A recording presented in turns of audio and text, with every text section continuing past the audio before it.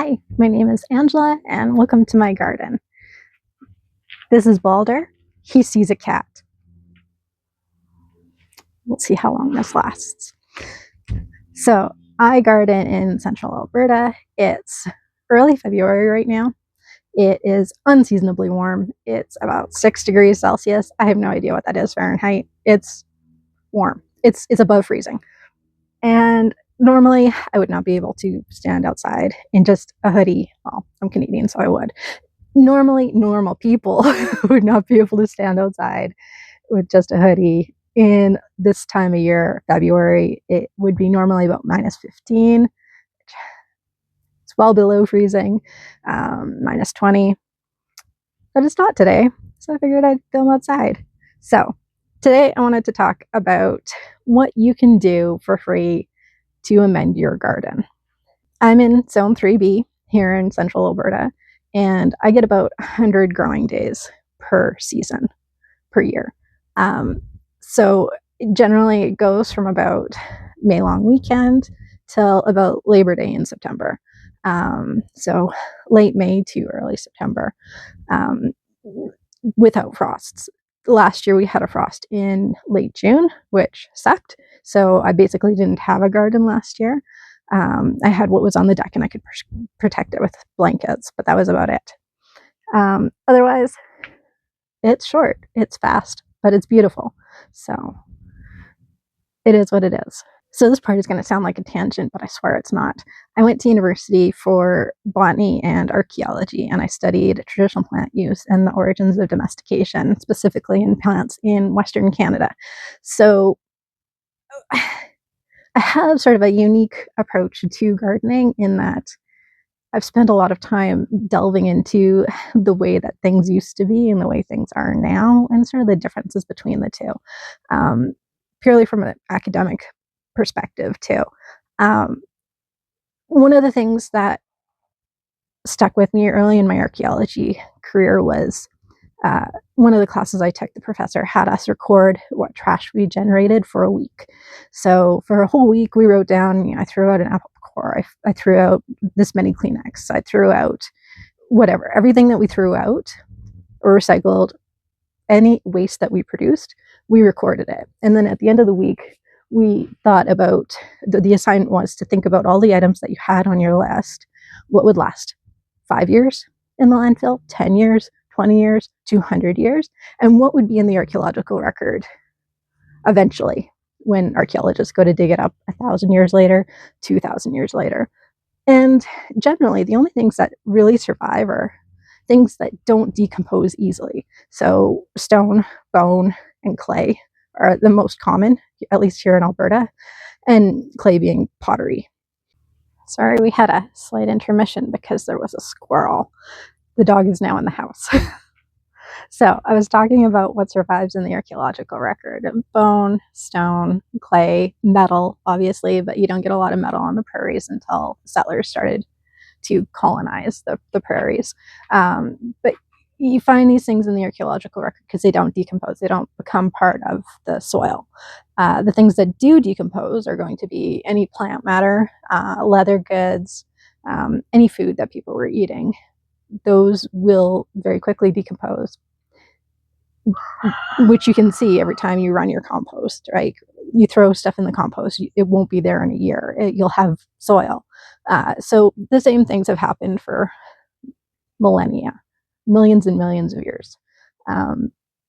So when you're starting to think about what you can use in your garden, you want to have that sort of in the back of your brain. What would people have used in their garden for free that otherwise would have been a waste product?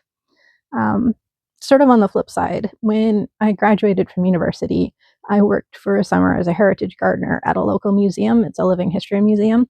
And they used all of the time appropriate tools, techniques, and plants that fit with the time period that was being represented in the museum. It's Fort Edmonton Park. There are 4 different time periods represented. So what happens at the fort will be different than 1905 and 1920 Street. So you can see the progression of traditional agriculture just by walking through the park itself, which I think is fascinating. and it was a great summer. But having that background and taking that class, you start thinking about what we would have used before we had all of the modern inventions that we rely on so strongly in agriculture today, and what you can just find a second purpose for from your own household waste. And so this video, I'm going to explore some of the things I've used for years now and what you might be able to include into your gardens this coming year. Winter is a perfect time to start amassing a good supply of stuff to throw in the dirt, make it into soil. Earlier in the intro, I mentioned that bone is one of the things that we find in the archaeological record, and the other things that I mentioned at that time were non-organic, so things like rocks and metals and pottery, which is dried out soil. So bone staying in the archaeological record is a bit of an anomaly because other organic compounds are going to decompose, and bone does decompose as well. So we have to take into consideration how bone breaks down to use it in our gardens. We want to get it to a very small particle, otherwise it's going to take a very long time to weather down. Bone also preserves in different rates based on what it is. So thick bones like the long bones of animals or your skull, anywhere where there's a thick concentration of bone material is going to decompose very, very slowly, whereas thin bones like your nasal bones are going to decompose very, very quickly. And different stages of bone, like fresh bone that hasn't been cooked or burnt or anything like that, is a lot more solid than bone that has been cooked and bone that has been lightly burnt. But if bone has been burnt too strongly, then again it becomes very mineralized and very tough. So when you're looking at the archaeological record, you're getting a lot of long bones, you're getting a lot of the thick bones. Generally, you're getting a lot of the fresh bones or very, very burnt bones, unless it was an event where a lot of bone was buried very, very, very quickly, and then you'll get different preservation rates based on that because there's a lack of oxygen and the microorganisms that eat the bone aren't going to be able to eat it. So these are things that we can sort of bear in mind when we're adding bone into our garden. And I am going to show you the process I use to make homemade bone meal. This is probably one of my favorite free landfill diverting garden amendments, and it's homemade bone meal. I've been making homemade bone meal for probably about 5 years now, maybe 6. I don't make it with all my bones, but when I have a chance, like Christmas, Easter, Thanksgiving, and I have a lot of bones, like say from turkey, I will make homemade bone meal. It's sort of a byproduct of making stock, and we always save the bones from the turkey at the holidays to make stock. So, how I make homemade bone meal is that I make stock as you normally would. I'll roast the bones after we've cleaned off the meat, um, and then I'll put them in the pressure cooker, the Instant Pot, and I will make stock over. I usually do pressure for an hour and then I slow cook it for at least 20 hours. So by the time you're pulling the bones out, you've cooked the bones quite a bit. So this is probably more a bone broth than a stock. You're getting all of the collagen out in that process. You're getting all of the fats, the marrows, that sort of thing is being extracted in that stock baking process, and you're left with the bones. So, of course, the bones are going to be wet. Pull them out, remove any little bits of meat if you want. I obviously didn't in this case, I just threw it on the tray. And then you're going to dehydrate it in your oven for a couple hours. So, how you can do this is just put it on a tray. I use tin foil just to make it a little bit easier to clean. Then you're going to put the oven to the lowest it'll go, and then just cook it basically for a couple of hours. What I'll do is I'll have the oven running for the first hour, and then I'll just turn it off and keep the bones in there as it comes down to temperature, room temperature. Balder, can you get out from underneath me? Balder. Thank you. Once the bones are at room temperature, I'll pull them out of the oven, and then I'll put them somewhere that is out of the way but has good airflow to continue drying for about a week or more, because let's be real, I'll forget about it. I usually put them somewhere silly, like on the top of the refrigerator or on top of the hutch or on top of a bookshelf, somewhere the dog can't get them. That's the key here, because even cooked like this, he will most definitely want to eat them. What you're looking for in the bones is you're going to want them to be breakable. So at this stage, like that just crumbles apart, right? It's been cooking for so long that the small bones are going to just break apart, but even the larger bones are still pretty easy to break apart. Oh, that still had marrow in it.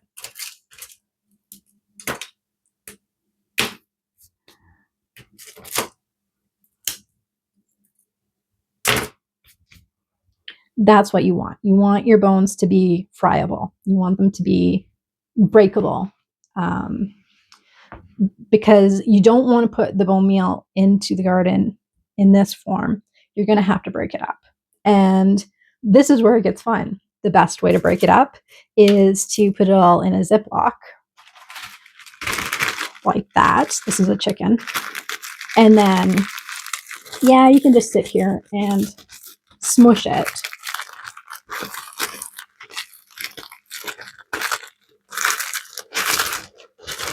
But the more fun way to do, and I'm not going to do it on my dining room table, is to put the baggie in a towel, put it on a cutting board, or go out on your deck somewhere you have a hard surface, get a hammer, and then bash the crap out of it, because you're going to want it as fine as possible. You're going to want it as fine as that dust that's in the bottom of the bag.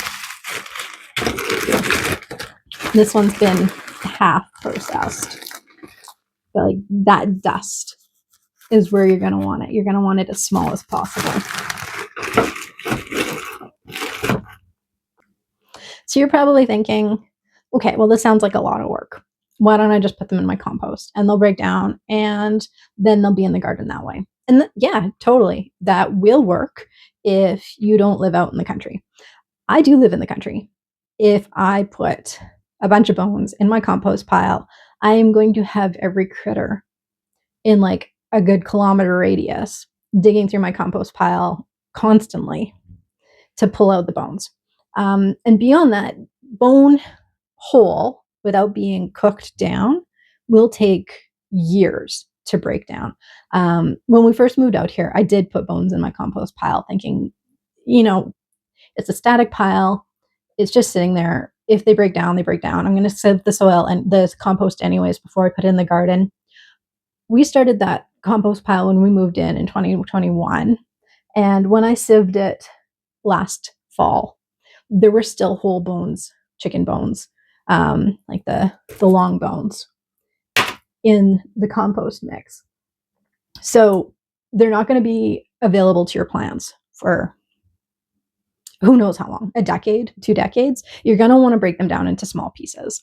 And you're going to want to make sure that you're not attracting rodents or foxes or wolves or coyotes or bears or cats, feral cats, birds like ravens. I have seen all of them on my property except for bears.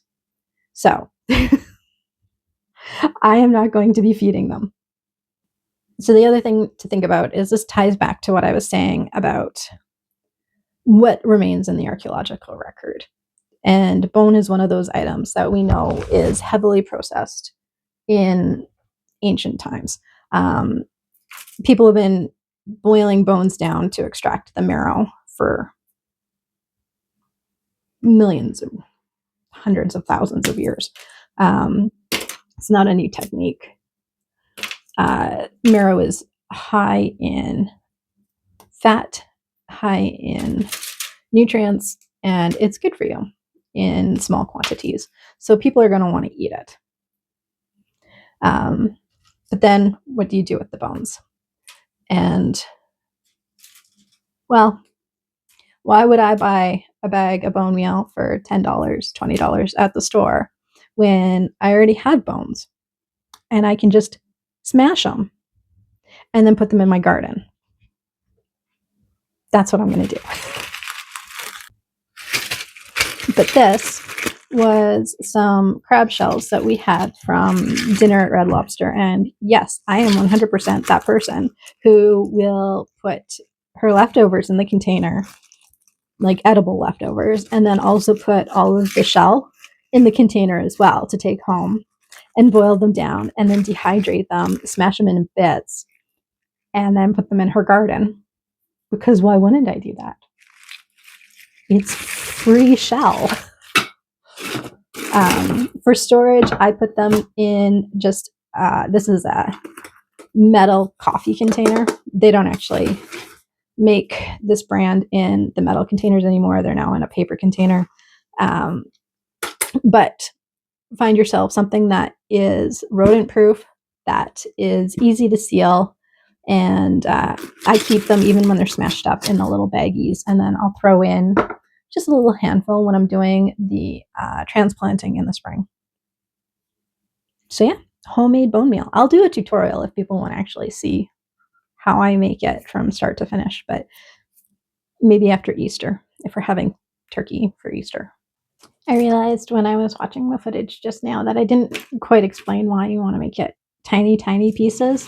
You want it to be as dust-like as possible because that is going to make it more available to both the microorganisms in your soil, and it'll make it available to worms in your soil. And beyond that, as dusty as you can get it, will make it more available for the plants themselves to take it up in their roots.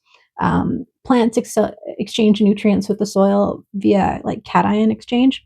So the smaller the pieces, the more quickly it's going to be available to your plants to uptake. And this works for all amendments.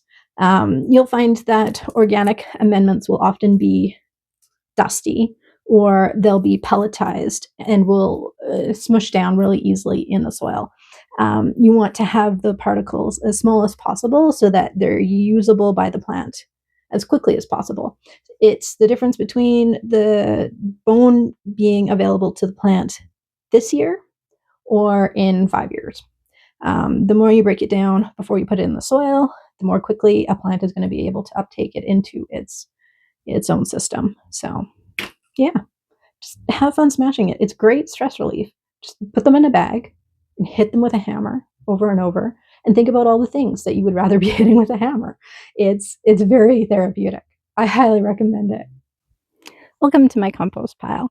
This one's kind of a no-brainer, as most gardeners probably have a compost pile on their property somewhere. I have 3 right now, but this is the main one that we use for kitchen scraps. The majority of our kitchen scraps go to the chickens, and you can hear my roosters on cue in the background. They're the first mode of composting that we do.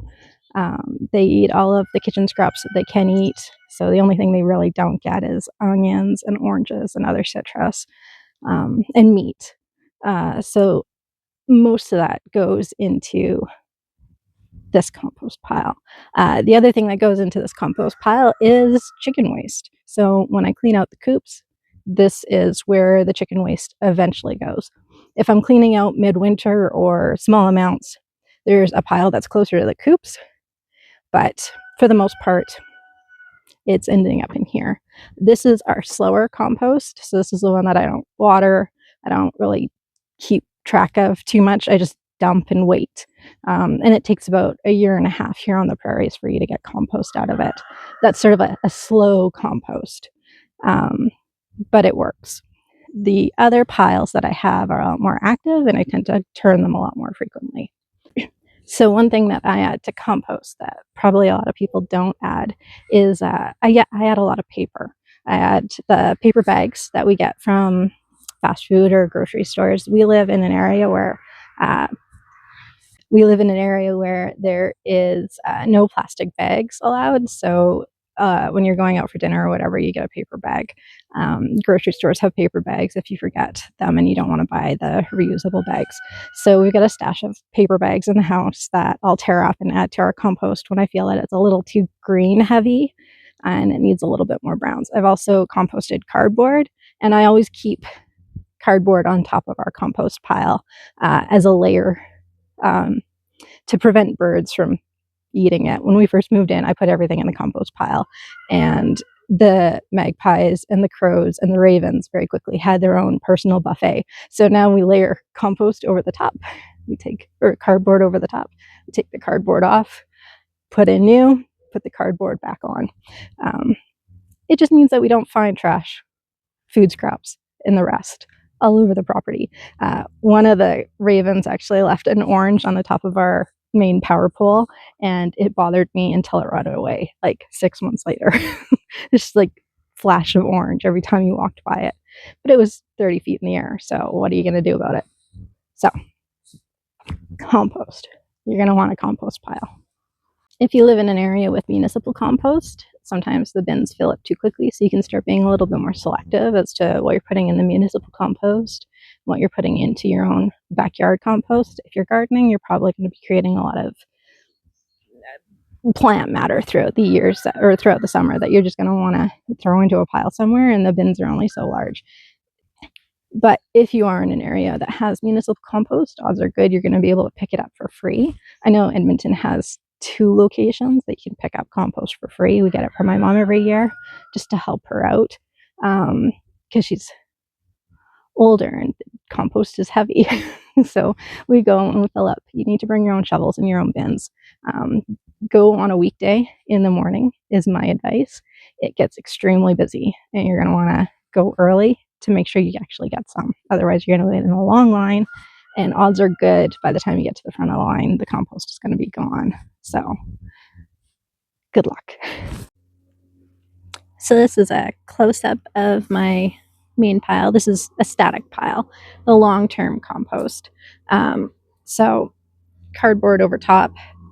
And then this is mostly chicken waste that's on top. There are food scraps layered in between the layers. What I'll do is I'll make like a mini pile of chicken waste, the bedding and the poop. And when I put the food scraps on, I'll cover it with the chicken waste just so that it's a little bit more protected. And then I actually usually have more cardboard, but I think it blew away.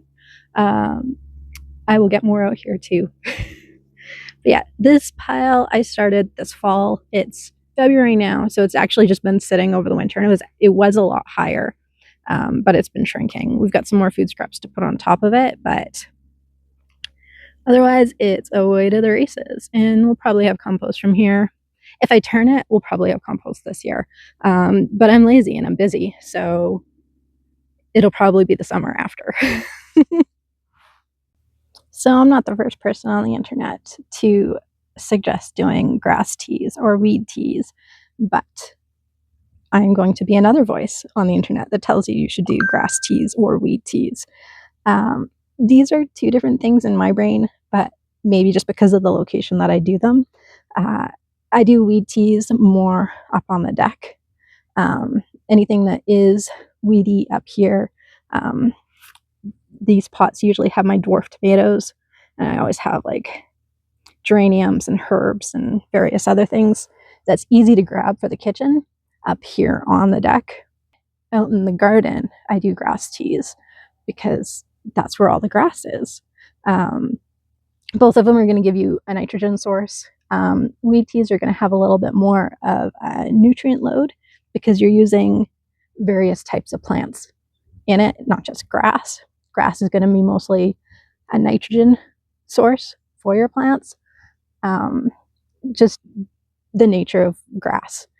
Especially early in the season, grass is really high in nitrogen and not as high in things like potassium and phosphorus and magnesium and everything else. It's the early growing season when it's all flushed full of nitrogen and chlorophyll and happiness. That's what grass is, especially early in the year. Whereas a lot of your annual weeds, yes, they're fast growing, but they'll have more of the micronutrients that your plants crave. Anyways, what you do is you put a bunch of plant matter, green plant matter, into a bucket, fill it up with water. I use either rainwater or well water because that's what I have. If you use tap water and it's chlorinated, you're probably going to want to let it sit for a day just to be on the safe side, to get the chlorine to off gas a bit, so that your ferment can actually happen. And then you just let it sit, and it sort of turns this gorgeous brown color. This one's frozen from last year. I'll probably dump it on one of the gardens in the spring and then start again. But it's free. It's easy. The grass one really smells, so don't keep it too close to your house. But the weed one doesn't smell as badly. So this one I keep on the deck. But I keep it away from the main door of the deck. On the deck, I do have to keep some sort of cover on it because otherwise the dog just drinks it, which is gross. But dogs are gross. But I don't put like a airtight lid on it. I usually just put like a burlap or cloth type lid so that it can still breathe. What you want is, I personally like it to have airflow. It's going to be a little bit stagnant because you don't have like a bubbler or anything in it, but if you seal it completely, then it can get anaerobic really quickly, and that's not necessarily something you want to be putting on vegetables that you're going to be eating. It's not necessarily bad for the plants themselves, though it can potentially burn, like fertilizer burn your plants. So just to err on the side of caution, keep them open. One thing you'll want to do from time to time, just give it a bit of a stir. I usually have like bamboo stakes or metal stakes kicking around the garden, so I'll just give it a quick stir. It just sort of like loosens everything up, gives it a bit of a stir, a bit of a mix around, and that'll help include some of the oxygen into the mixes as well, just so it doesn't become too oxygenated. I'm not regimented about it. I'm not doing this like every 6 hours or something like that. It's just like if I'm out on the deck and it doesn't look like it's rained for a while, I might just kick the bucket or give it a stir. When you have the ferment ready to go, to use it, you're going to want to dilute it. You're going to know it's ready to go when it's sort of this dark brown color. It can be like a blackish color too, depending on what you have in it. So what I do is I take a portion of the tea and I put it in a watering can. And I just eyeball it, but it's usually 10 parts water to 1 part tea or less. It could be like 20 parts water, 1 part tea. You want to make sure it's on the softer side than the stronger side, just to make sure that you don't accidentally burn your plants. Fertilizer burn. So teas like this do tend to be high in nitrogen since they are the fermented green parts of the plant. You don't want to use too much at a time because that will encourage a lot of green growth, but it won't necessarily encourage a lot of root development or fruit development. So use it at the beginning of the year, especially when you want a lot of new plant energy going in. So I usually do it about every 2 weeks, if I remember, but I don't write it down, so your guess is as good as mine.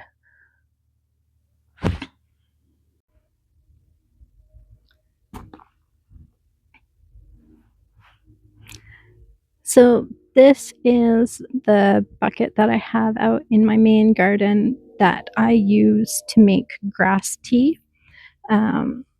Grass tea is one of the fertilizers that I make on the property. It stinks to high heaven. So it is as far from the house and as close to the gardens as possible. It is right in the pathway to the other barns. But like the neighbor's horses are right there. So like right now, all I smell is horse, which is fine. I like horses. So in the summer, when this gets stinky, it has a lot of other smells to compete with. The chickens are right behind me too. What I do is when we cut the lawn or when I weed whack, I'll likely rake up some of the grass clippings. I'll put them in the container. I'll fill the container with water, or it'll have rainwater in it, and I'll let it ferment for a while until it gets sort of like a brownish color. I'll show videos throughout the season as I'm making it. And then I use that diluted onto the garden as a nitrogen boost. The green grass has a lot of nitrogen in it. And so it can be a nice, especially early season boost. You get grass pretty quickly. You're starting to cut your grass in, mid-May, end of May. So you'll have that early free resource pretty quick. And like it starts to ferment pretty quickly and you can start using it within a week. And I suspect I'm going to have a garden kitty this year because that kitten is following me everywhere. And that's why I called her Shadow. I think she's lonely. She needs a friend. The next free amendment that I'm going to talk about is eggshells. So for me, this is less of an amendment and more of a deterrent, but it turns into an amendment with time. So I figured I would list it here. We have a lot of slugs in our garden because we have a pond, a natural formed pond that shows up sometimes in the corner of our property. We have struggled with getting produce that isn't covered in slugs. So we also have chickens, which means we also have a lot of eggs. And this felt like a solution just waiting to happen. What I do is I crush up my eggshells throughout the year. I've got so many of these containers at this point.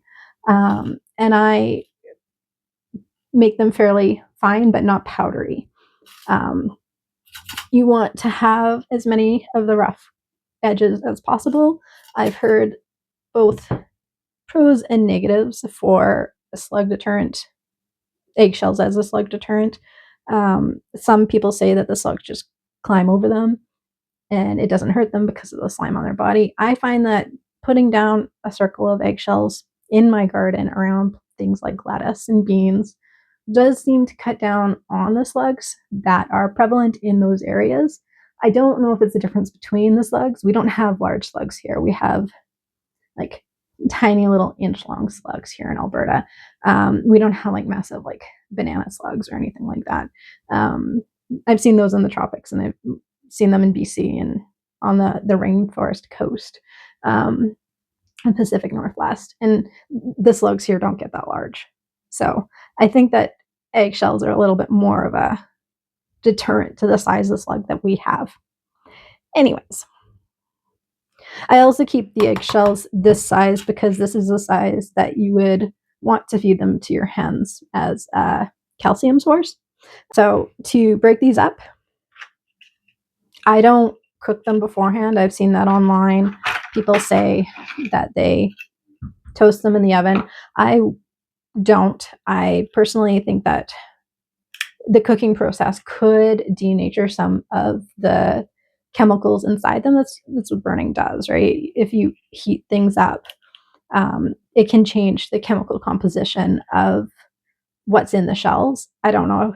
I haven't looked the science up to see if cooking them actually makes the calcium more available or less available. I've got enough things going in and out of my oven. I don't need to add eggshells to that list, especially when we have so many eggs. And as it is, like our eggshells build up too quickly. So I'll dry them out for a week just to make sure that they're not moist. I don't want to store wet eggshells because they're just going to get moldy. So I make sure they're very, very dry. And then I just smash them into pieces in a bowl. And then I just push them into even smaller pieces.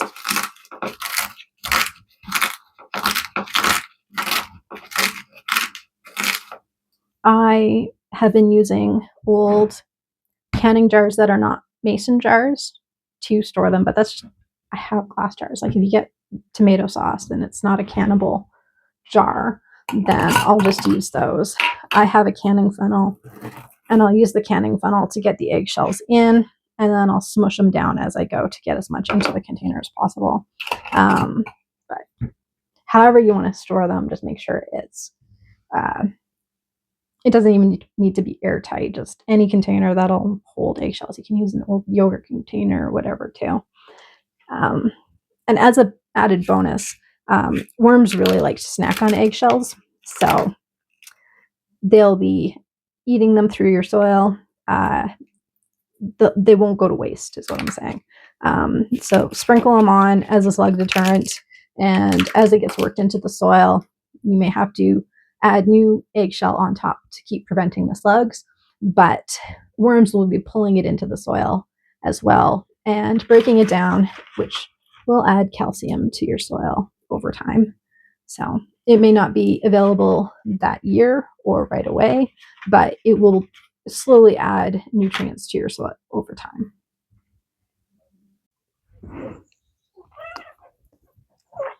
This next category I refer to as dead plant matter. It's everywhere. You might as well use it. So here I have some straw that I found in the barn. Of course, that's not going to be available to everyone, but you can get sometimes free decomposing straw at the springtime or even in the fall. Farmers will sell the stuff that starts to go moldy. They can't feed it to their animals. So you can usually find it for free if you want to pick it up. Or sometimes they charge like a minimal fee for like delivery. Check out Kijiji, check out Facebook Marketplace, check out like Free Cycle, and you'll sometimes see things on offer. I use it to mulch the bottoms of my chicken runs because it gets messy and muddy and gross, and that keeps their feet nice and dry. But you can also use it in pathways to keep the weed pressure down. You can use it as a mulch in garden beds. You can use it as an overwintering mulch, and I'll show an example of that in a second. But like even just all this dead grass, you can collect it. Use like a scythe or something like that, and stockpile it. Use it as mulch. And then, of course, where you have trees, you have fallen leaves, and leaf mulch is excellent at protecting the soil. It feeds the worms, and it is a great insulating layer. Forests use it for their understory just by happenstance, but the forest loam is so nice and rich, and incorporating some of that into your garden is just gold. So here we are in front of bed 4 in my garden, and normally in mid-February you would not be able to see any of my garden beds. They'd be covered with a very thick layer of snow, especially where I've put them. Usually it's a good foot deep or more this time of year, but right now I think that's what, like 4 inches. It's definitely shrinking, and obviously some of it's become exposed, but it helps us now to talk about overwintering mulches. So when I first started gardening years and years and years ago, I didn't mulch my garden beds. I just cleaned them up for the winter. I left them bare, and then you use the snow as the mulch because snow is a great insulating mulch. But I find that if I don't add a layer between the soil and the snow, in the spring, we are getting so warm so quickly that the snow is melting really quickly and then running off. Or it'll get absorbed by the soil really quickly and then it'll start to dry really quickly. So I've started adding a layer of straw. This one, you can actually see it's still frozen, but it goes down, 2 inches? This, as the snow melts, it will slowly get into the straw first. The straw is nice and wet. It'll hold on to the moisture for a little bit longer, and it'll keep the soil more moist until you're ready to plant. So a little bit of a caveat, if you're growing as north as I am, you're going to want to pull the straw mulch back once the snow is gone and we have consistent overnight temperatures that are above freezing. Um, if you leave the straw mulch on, you run the risk of having frozen soil when it comes time to plant. So when you want to warm up the soil for planting, maybe a week before you're sowing your early seeds in April, you're going to want to pull it back, let the sun warm the soil, and then once you've planted, you can pull your mulch back over top of the garden bed until it's sprouted and pretty and nice.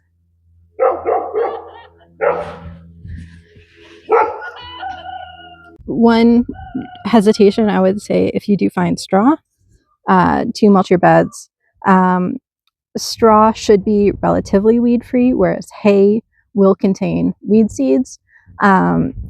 Straw can also, this is straw, but it will contain sometimes like immature or empty bits of grain where the columbine has threshed it. But occasionally you'll get like a little bit of a seed that has hung on through the threshing process. So you can still get, if you're just buying bales of straw, you can still get seeds in your straw. It'll be more common in hay. So as a heads up, if you don't want a lot of grass weeds, don't go this route. Use something else like leaf mulch or plants that have grown the previous year and then just lay them over the soil over the winter, or leave them in place. It's good for bugs to leave your mulch, your dead plants in place. But one hesitation with that, if any of your plants have become diseased, you're going to want to remove them and either compost them or burn them, depending on what the disease was. Because certain diseases like Fusarium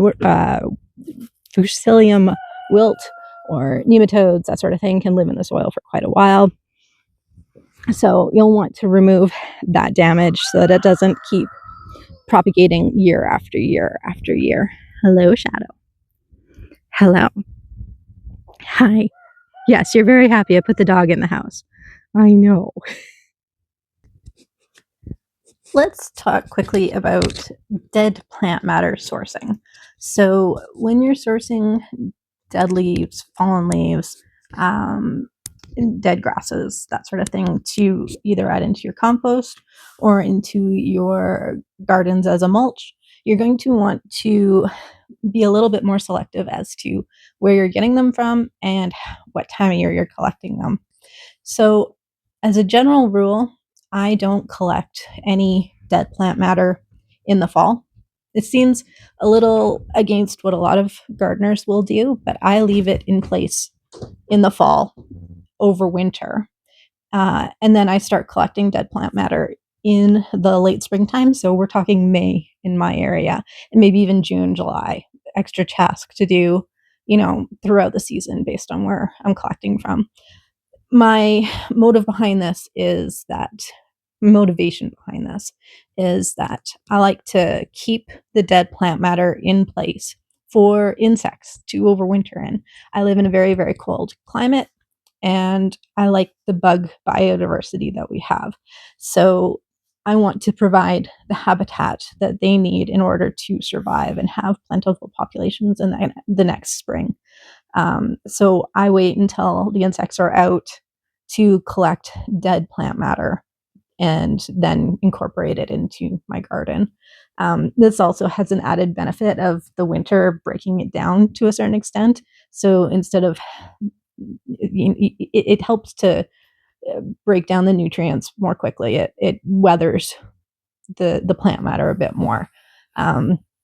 So the other thing is you're not going to want to take hunks of dead leaves from wild areas. I do have a lot of forest around me, and if you were not aware of my area, you might think that this is a long-term forest. None of these trees were here 60 years ago. These are all younger trees. The oldest trees I have on my property were probably planted by the people who lived here in the 1960s. Um, and they're spruce. And that's not traditional to where I am on the prairies. It's not, it is native to our region. They're Alberta spruce, but they're not endemic to this specific spot of land on the prairies. Um, this is very much parkland where it's aspen and poplar dominate. So more of the deciduous type trees. So when I'm collecting leaves, I'm not collecting them from the areas that I'm keeping wild. I have a swamp that's in the middle of my property and that's untouched. It just, we don't collect from there. So I will collect leaves from the margins around the areas that we use quite a bit. So around where my compost pile is, we're walking there all the time. We're weed whacking the edge back because we're keeping that part of the property maintained. So I will collect in those locations. You also want to collect fallen leaves um, in a location that's close to where your garden is. The sort of processes behind using leaf mulch is including a lot more of the natural biota into your soil. So you're using it sort of as an inoculation to bring the microorganisms that are very specific to your specific area into your garden beds. So you're wanting to collect things that are already endemic to where you are very locally. So you're going to want to collect that rich humus type layer from forests that are pretty close to you. So don't go to a park and like grab a whole bunch of like rotted leaves to bring their populations into your garden. They're not going to survive. You're going to want to grab the leaves that are already on your property that already have a microorganism population in them and inoculate your garden beds with that. That's how you build better local soils. Um, and then your plants are going to thrive as a result. I did want to sort of mention as like a bonus. We don't use this as much, but obviously we collect it. Wood chips are a great source of amendments for your garden. You can use it as a mulch cover in your gardens carefully. I don't like finding bits of wood in my soil.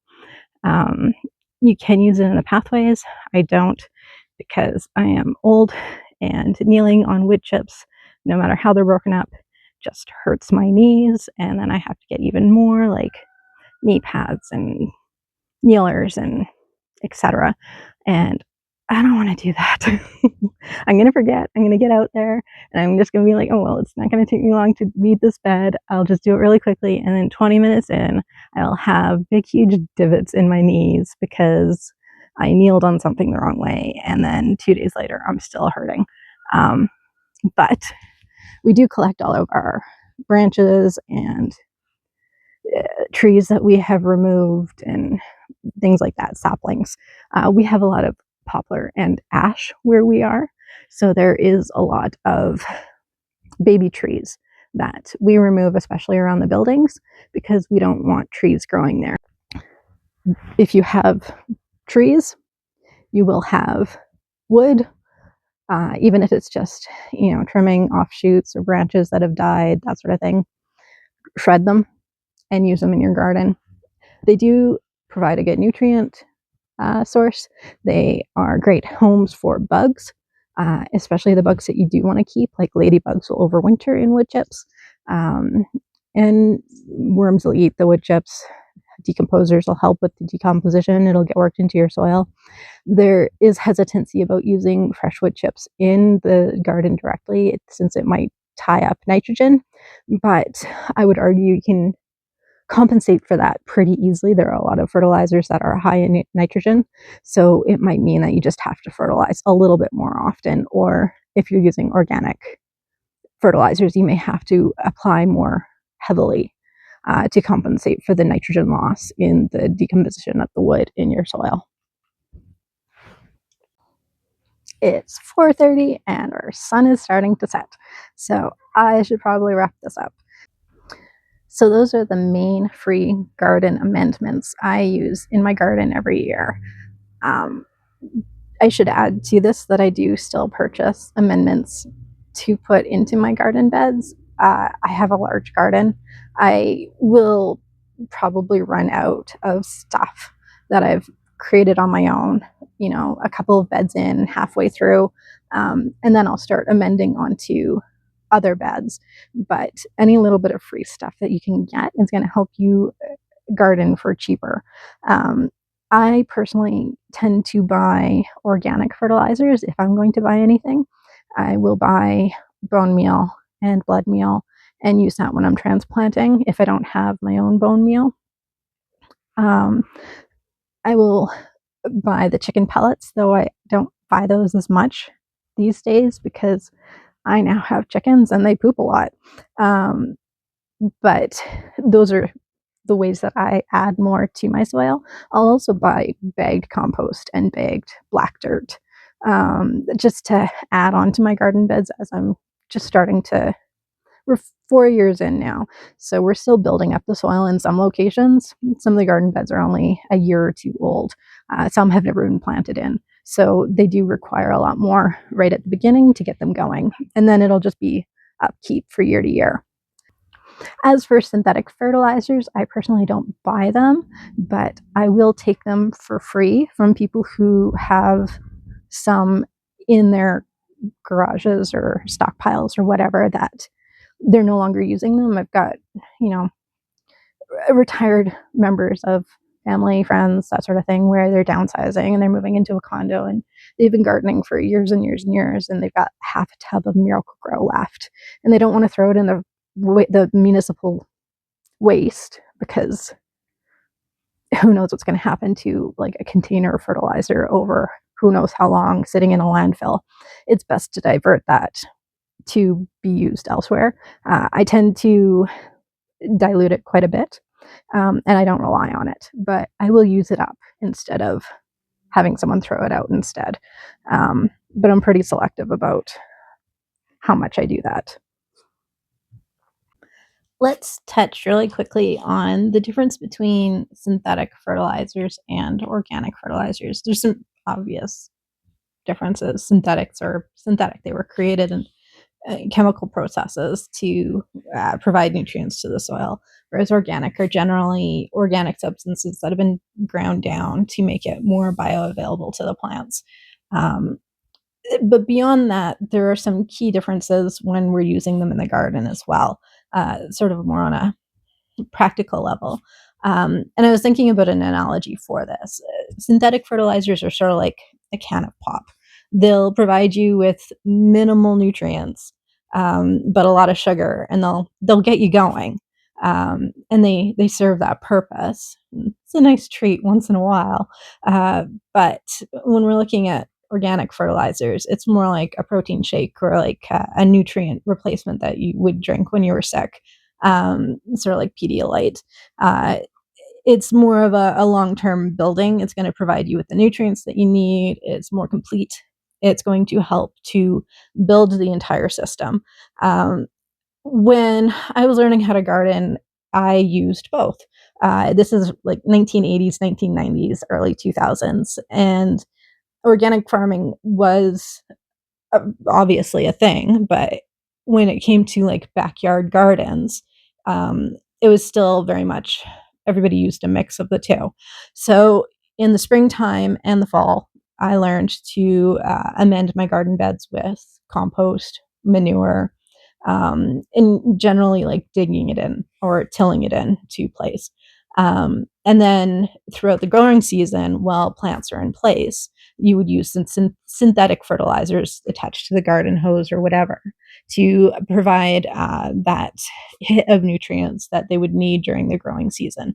So it was a combined approach that I learned as I was growing up. And I have taken the synthetic fertilizer portion out of my practices now, unless it's to use up something that has been kicking around. Um, but I think that long term, you're going to want to have the nutrient shake instead.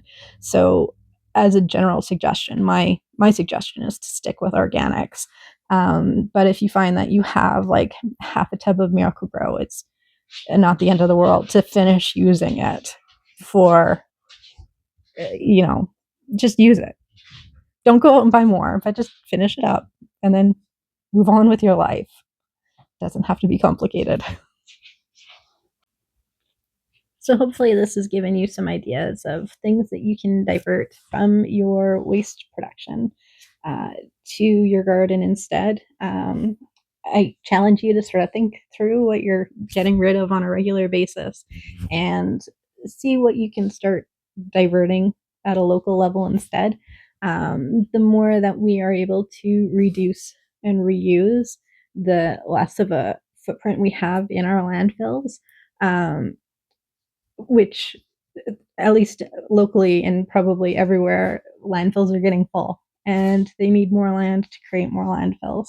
So the internal struggle as populations get larger of where to put trash is something that archaeologically has been common for all of human settled existence. Once we started settling in cities and towns and villages and started putting trash in piles outside the villages, trash management became a problem. And so diverting that waste as a resource instead is time honored tradition. I have a second part that I will be doing in this video series about physical objects that I recycle in the garden, like plastic tubs and metal poles and scavenged items. But that will be next week. I hope you join me for that when I get it published and out. And I hope you enjoyed this video. Please like, comment, and subscribe, and happy gardening.